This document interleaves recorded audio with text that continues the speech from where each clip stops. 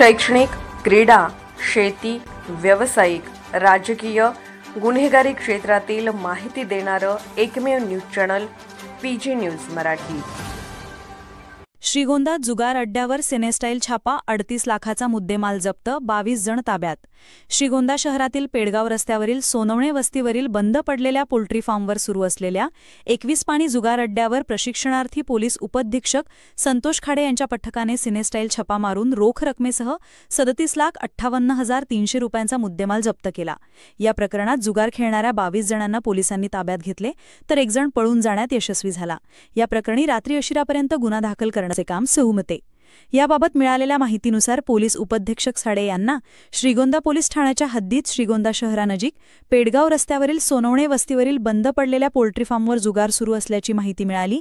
हा पोल्ट्री मुख्य रस्त्यापासून सुमारे 5 किलोमीटर अंतरावर होती।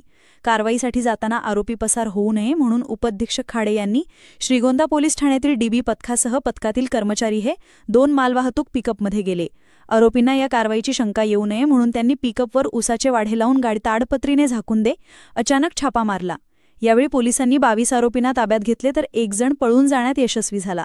या कारवाईत पोलिसांनी 2,22,800 रुपयांची रोख रक्कम ताब्यात घेतली, तसेच 5,96,000 रुपयांचे 24 महागडे मोबाईल आणि 28,90,000 रुपयांची 9 चारचाकी तसेच दुचाकी वाहने जप्त केली। नमस्कार, मी परिवीक्षाधीन पोलीस उपअधीक्षक संतोष खाडे।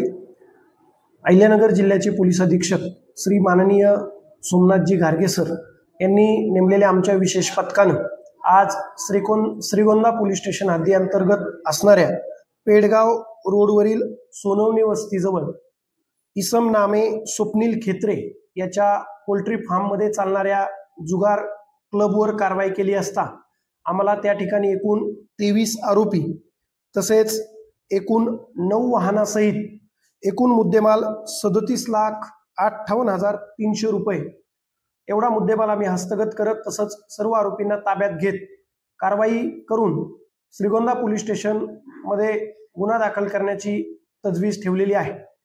ही कारवाई करत असताना आमच्या विशेष पथकानं पिकअपचा वापर करून आणि वेषांतर करून या जुगार अड्ड्यावर प्लॅनिंग करून कारवाई केली।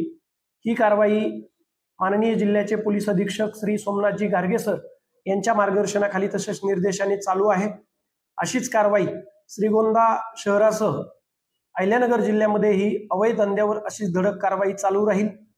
ज्या कोणा नागरिकांना अवैध धंद्याबद्दल काही माहिती असेल त्यांनी माहिती आमच्याकडे द्यावी, ती माहिती गोपनीय ठेवत त्या अवैध धंद्यावरती धडक कारवाई करण्यात येईल। धन्यवाद।